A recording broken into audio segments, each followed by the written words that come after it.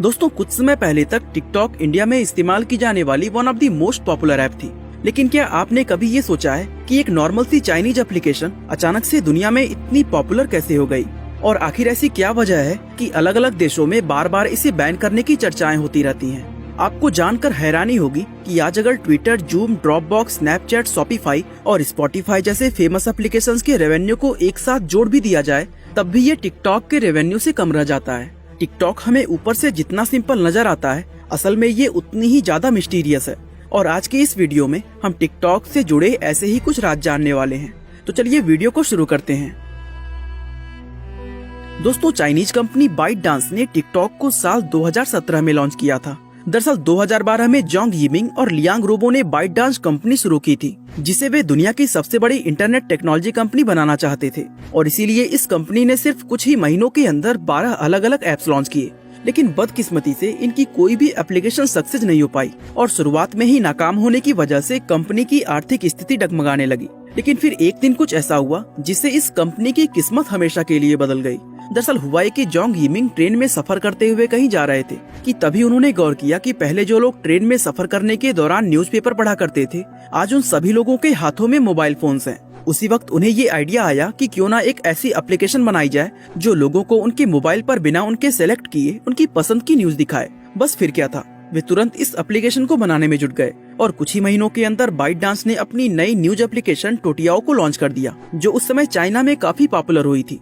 दोस्तों इस ऐप का सबसे खास बात ये था कि ये अपने हर एक यूजर को सिर्फ वही न्यूज दिखाता था जिसमें उस यूजर को इंटरेस्ट होता। दरअसल कंपनी ने यूजर डेटा, एआई और मशीन लर्निंग के कॉम्बिनेशन से इस ऐप के लिए एक ऐसी जबरदस्त एल्गोरिथम तैयार किया था जो लोगों की पसंद और नापसंद को पहचान लेती और फिर उसी के अकॉर्डिंग हर एक यूजर को न्यूज आर्टिकल शो करती थी। दोस्तों ये ऐप इतनी ज्यादा एडिक्टेड थी कि एक बार अगर कोई यूजर इसको ओपन कर ले तो फिर वो घंटों तक लगातार इस ऐप को यूज करता रहता था। टोटियाओ के सक्सेस के बाद जोंग यिमिंग ने सोचा कि क्यों ना इसी सेम एल्गोरिथम की मदद से एक शॉर्ट वीडियो ऐप बनाई जाए। और इस तरह साल 2016 में बाइटडांस ने चीन के अंदर डोइन नाम की एक नई एप्लीकेशन लॉन्च की, जो असल में टिकटॉक का शुरुआती चाइनीज वर्जन था। दोस्तों डोइन का यूजर इंटरफेस कुछ छोटे मोटे चेंजेस के अलावा ऑलमोस्ट टिकटॉक के जैसा था और टोटियाओ की तरह इस एप्लीकेशन की भी खास बात यही थी कि ये बहुत ही ज्यादा एडिक्टेड थी। दरअसल उस वक्त इस तरह की सोशल नेटवर्किंग ऐप लोगों के लिए बिल्कुल नई थी, जहां फ्रेंड रिक्वेस्ट भेजने, किसी को फॉलो करना, सब्सक्राइब करना और यहाँ तक कि कुछ सर्च करने की भी जरूरत नहीं पड़ती थी। लोगों को बस ऐप ओपन करना था, जिसके बाद कंटेंट अपने आप शुरू हो जाता था। लोग इस ऐप को जितना ज्यादा यूज करते थे, ये लोगों की पसंद और नापसंद को उतना ही बेहतर समझती जाती थी और इस तरह हर एक यूजर को इस ऐप पर सिर्फ उनकी पसंद का ही कंटेंट नजर आता था। अब दोस्तों यहाँ पर प्रॉब्लम ये हुआ कि लोग इस ऐप पर अपना काफी सारा टाइम स्पेंड करते रहते थे, तो वैसे में ये जरूरी हो गया था कि ऐप पर हर समय नया कंटेंट अवेलेबल रहे ताकि यूजर्स को लगातार फ्रेश वीडियोस मिलते रहें। और इस प्रॉब्लम से निपटने के लिए बाइटडांस ने ऐप पर कंटेंट क्रिएट करना बेहद आसान बना दिया।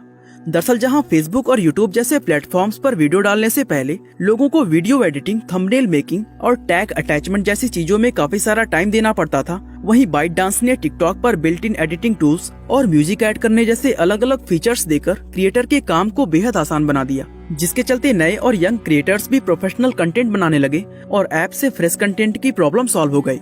इसके अलावा टिकटॉक ने क्रिएटर्स का हौसला बढ़ाने के लिए टिकटॉक पर फेम पाना काफी आसान बना दिया। जहां यूट्यूब और फेसबुक जैसे प्लेटफॉर्म्स पर लोगों को महीनों तक मेहनत करके भी कोई खास कामयाबी नहीं मिल पाती है, वहीं टिकटॉक पर सिर्फ एक ही वीडियो से लोग रातों रात स्टार बनने लगे।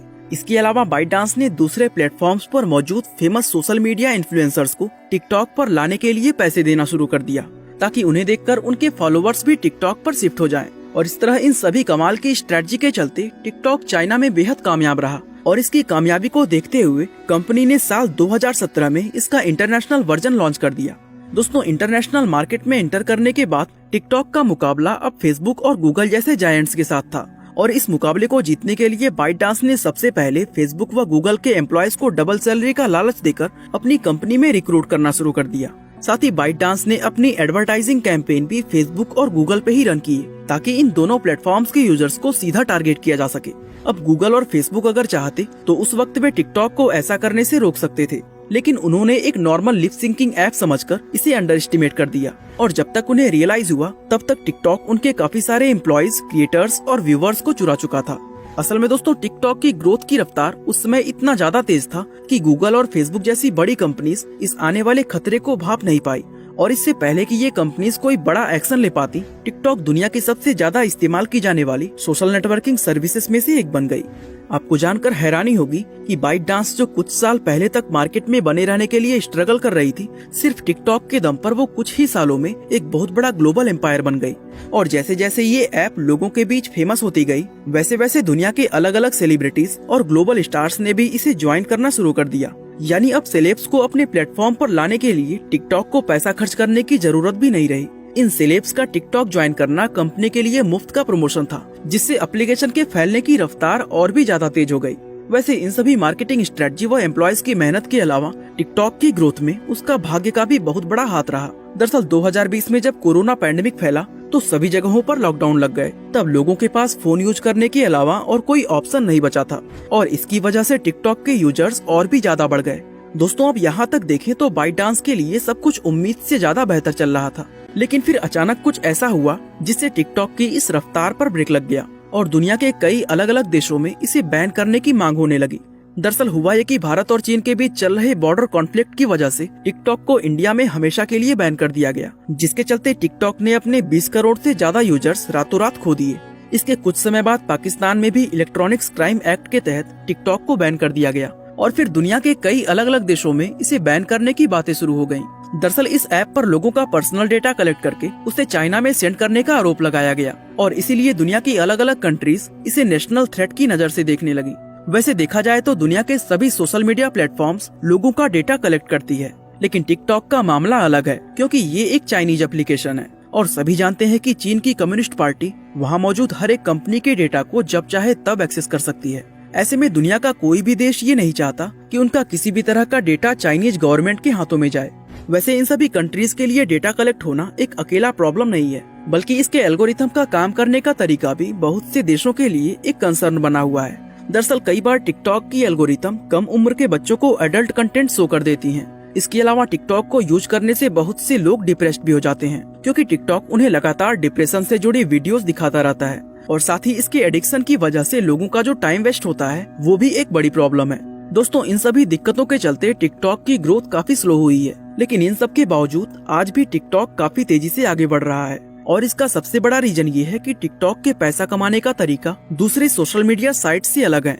दरअसल दूसरी कंपनीज की तरह ByteDance भी टिकटॉक पर एड्स रन करके ही पैसा कमाती है, लेकिन टिकटॉक की खास बात ये है कि उस पर चलने वाले एड्स बिल्कुल नॉर्मल वीडियोस के जैसे नजर आते हैं, जहां बहुत से यूजर्स को पता भी नहीं चल पाता कि वो एक्चुअली कोई ऐड देख रहे हैं, और इसी खूबी की वजह से टिकटॉक ज्यादा एड्स रन कर पाता है। आने वाले समय में ByteDance ई-कॉमर्स में आने की तैयारी कर रहा है। दरअसल फ्यूचर में इस ऐप के अंदर एक ऐसा फीचर ऐड किया जाएगा जिसकी मदद से यूजर्स वीडियोस में नजर आने वाले किसी भी चीज को सिर्फ एक क्लिक करके ही परचेज कर सकते हैं। फॉर एग्जाम्पल, अगर किसी यूजर को टिकटॉक वीडियो में किसी इन्फ्लुएंसर का आउटफिट जैसे कपड़े, जूते या घड़ी पसंद आ जाते हैं, तो उस यूजर के पास ऑप्शन होगा कि वो उनमें से किसी भी चीज को डायरेक्टली टिकटॉक से ही परचेज कर सकता है। दोस्तों ByteDance अपने इस ई-कॉमर्स फीचर को टिकटॉक के चाइनीज वर्जन में ऑलरेडी लॉन्च कर चुकी है, और वहाँ पर ये बेहद कामयाब भी रहा है। यानी बहुत ही जल्द टिकटॉक अब सिर्फ फेसबुक और गूगल ही नहीं बल्कि अमेज़न के साथ भी कम्पीट करने वाला है। बाकी दोस्तों आज के लिए बस इतना ही। वीडियो को लाइक, शेयर और चैनल को सब्सक्राइब करना बिल्कुल ना भूलें। आपका बहुमूल्य समय देने के लिए बहुत बहुत धन्यवाद।